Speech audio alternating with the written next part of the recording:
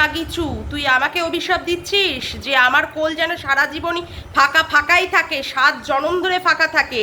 তোর যে এই যে অভিশাপটা দিলি, আমি সেই অভিশাপটা তোর মেয়ের দিকেই দিয়ে দিলাম ঘুরিয়ে, বুঝেছিস? 7 জনম ধরে তোর মেয়ে বাজা বাজাই থাকবে, বাজা বাজাই থাকবে, বাজা বাজাই থাকবে, আর তোর কোলের মধ্যে করে এসে এসে চাপড়ে চাপড়ে কাঁদবে, আর তুই হা হা হা হা করে মরবি।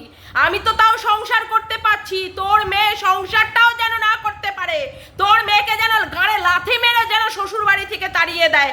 তোর মেয়েও বাজা বাজাই থাকবে, তোর মেয়ে বাজা বাজাই থাকবে, তোর মেয়েও বাজা বাজাই থাকবে, বুঝেছিস কুকুর?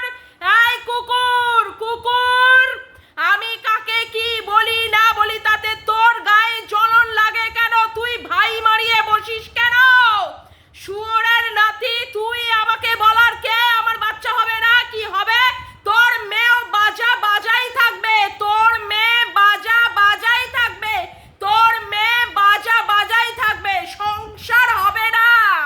তুই যেমন করে মরছিস দিন রাত ভাবে তোর মেয়েও জ্বলে পুড়ে খাক হয়ে মরবে, খাক হয়ে মরবে। আমার দলের মধ্যে ওকেও টেনে নিলাম, আমার বাচ্চা হবে না, আমার কোল ভরবে না, তোর মেয়েরও কোল ভরবে না, তোর মেয়েও বাজা বাজাই থাকবে, তোর মেয়ে বাজা বাজাই থাকবে।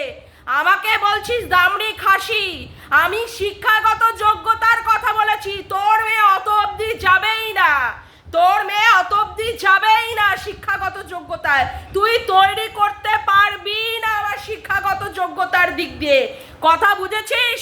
যা আমার ঐশ্বর্য আছে, যা কিছু আছে, তুই কোনো দিনই সেই জায়গায় টপকাতে পারবি না, তোর মেয়েও টপকাতে পারবে না, আর তোর মেয়ের সংসার হবে না, ছাড়খাড় হবে, তোর মেয়ের সন্তান হবে না, তোর মেয়ের সন্তান